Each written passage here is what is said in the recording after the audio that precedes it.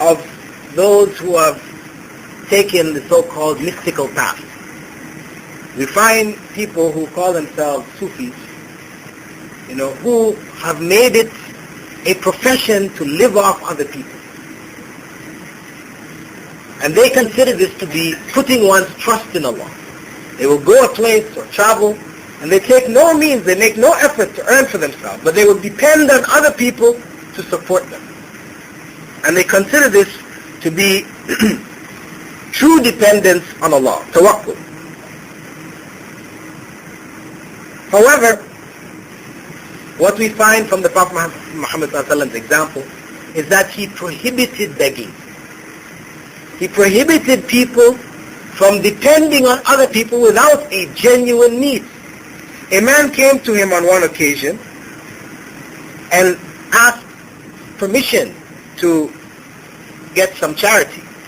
The Prophet Muhammad ﷺ said, it is better that one cut wood and carry it on his back to the market than to beg someone who may or may not give him.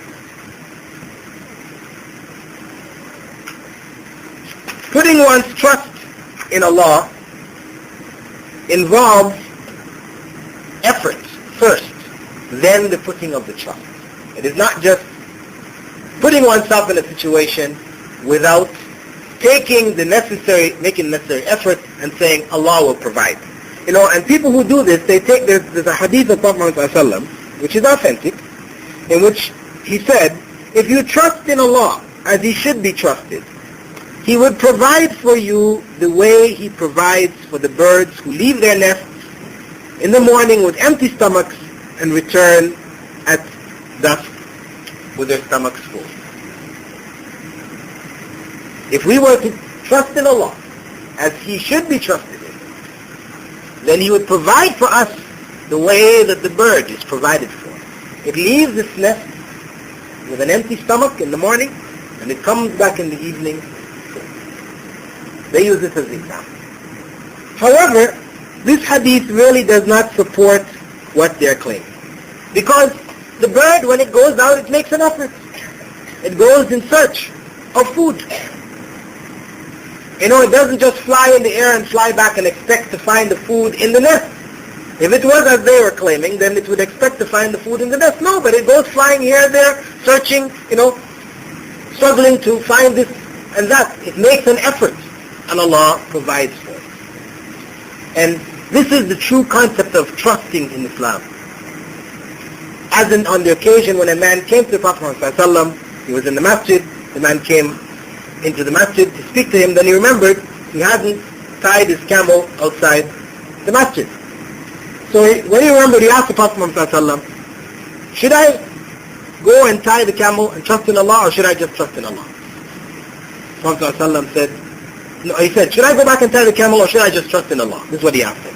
Should I tie the camel, or should I trust in Allah? He said, go and tie the camel and trust in Allah. Because he was under the mistaken impression also that tying the camel was not trusting in Allah. So he had a choice, either tying the camel, which means, trusting in himself to do this and that things would work, or just trusting in Allah that the camel wouldn't run away. Prophet Muhammad ﷺ told him, go tie the camel and trust in Allah. This is the way of the Muslims. They take and utilize the means that are available to the utmost that is available, and then they put their trust in Allah for the remainder. After having done our utmost, then what comes as a result of that is with Allah. And we are content with what Allah provides.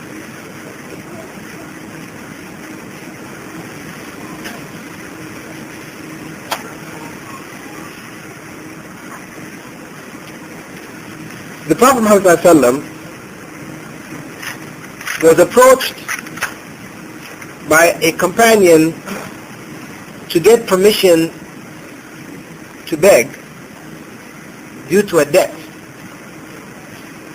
And the Prophet ﷺ told him, his name was Qabisa. He told him, Qabisa, begging is only allowed in 3 cases. A man who has become indebted is allowed to beg until he raises what he needs, then he must stop.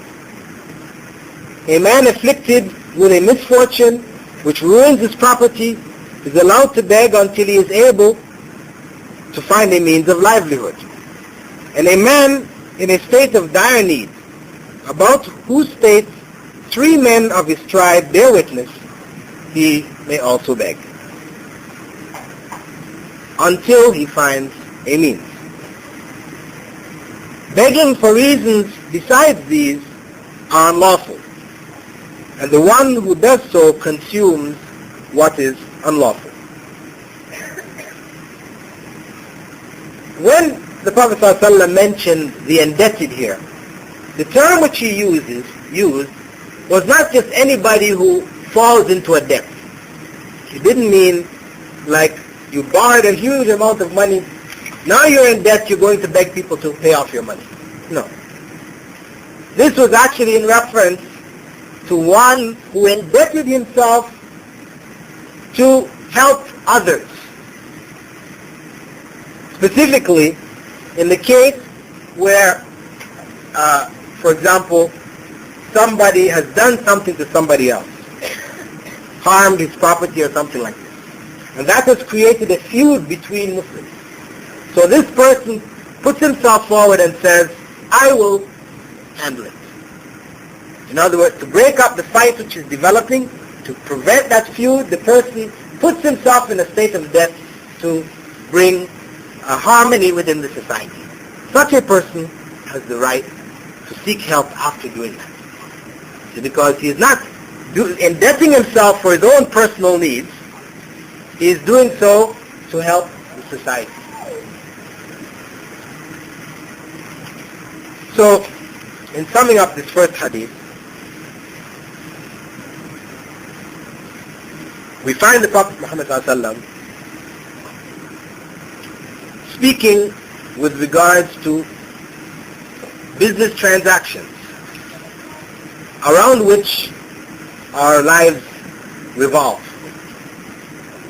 giving us guidance in business transactions with regards to ensuring that such transactions are blessed by Allah. We ensure that they're blessed by making these transactions honest, avoiding any form of deception. If deception is absent, then Allah rewards that sale or the transaction with additional good deeds for one on the Day of Judgment. We should not look at the material gain in transactions which involve deception, because if we do that, then we lose track of what this life is really about. Also, wherever it is possible for us to be involved in the process of producing, of production, to earn a living through the efforts of our hands, we should take the opportunity and do so. If we're not able, and we work in what is called the white-collar segment of the society, then we should not look down on those who are doing so, but we should honor them, and we should feel ourselves actually at a loss for not having the opportunity to work in the best of fashion.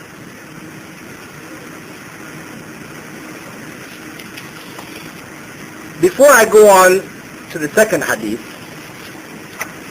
which also involves money and how we deal with our money, I would just, give a brief opportunity for anybody who would like to raise any questions concerning the first hadith and the explanation given. If there are no direct questions, I will go on to the next and then take the questions, general questions at the end.